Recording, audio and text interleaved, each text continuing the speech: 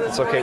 Matt, what are you reading now? What am I reading? I'm still in my love affair with Brian K. Vaughan, and so I am wearing a Saga shirt. I don't know if that's on camera or not.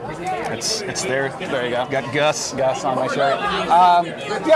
So I still I'm reading Saga. I'm still reading Paper Girls. Oh man. I've also been kind of going back and getting his like one-offs. Like I loved Pride of Baghdad that he did.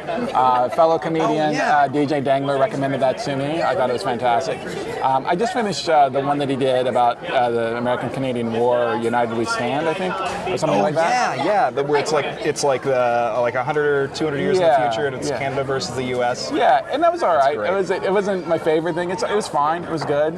That's one that I have not. I picked up the first, I think, 2 issues, and then I was like, I wasn't able to hang it, where you have to make those sad, frustrating decisions of like, I can only pick up so many books. That's and I just did that with Descenders. I got the first trade of Descenders. The Jeff Lemire? The Jeff Lemire one. Yeah.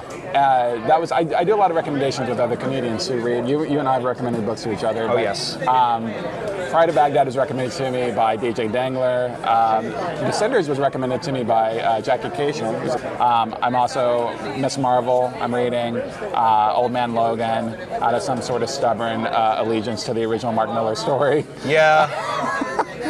Although the artwork on Old Man Logan is fantastic. The Andrea Sorrentino? Yeah, that artwork is basically what's keeping me in that series, because the story has been real up and down, a single trade and everything. When Jeff Lemire contains himself to like a short, like, here's where it's going to end.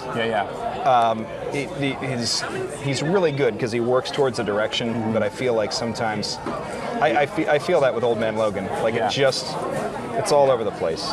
But the artwork is great. Let's see, what else do I have? My wife and I are big Buffy fans, so we still have polls for Buffy and for Angel and Faith. Nothing wrong with that at all. Nothing wrong with that.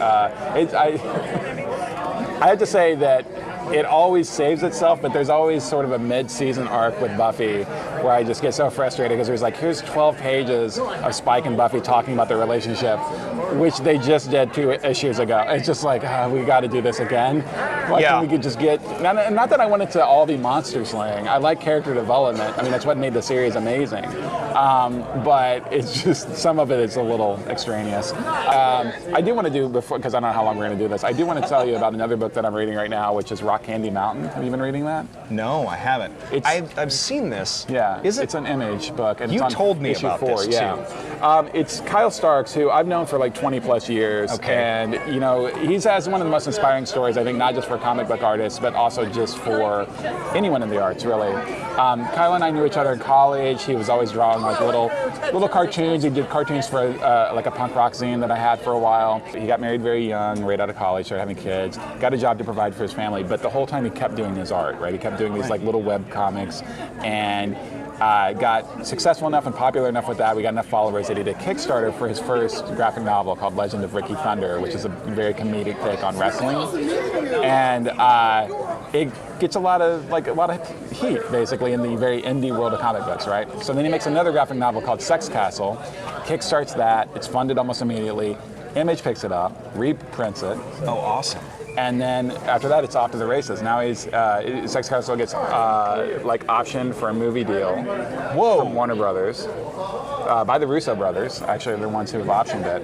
Whoa, and okay, so, this is rad. Yeah, so the guy who basically worked 20 years at a job that he hated to provide for his family, all the time, never stopped drawing comics, doing it his own style, and then now from those graphic novels, he got the gig writing for the Rick and Morty comic book. He writes the Rick and Morty comic book, and he draws every 3rd issue, I think, of the comic book now.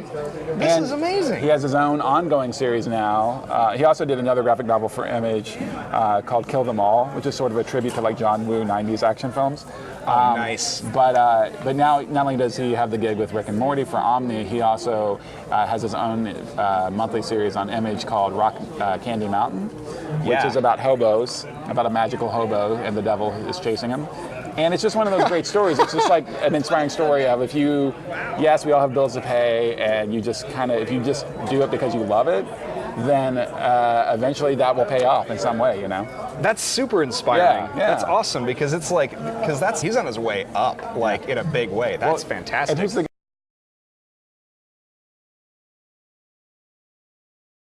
Has this not been on the whole time? No, we're fine. Who is the creator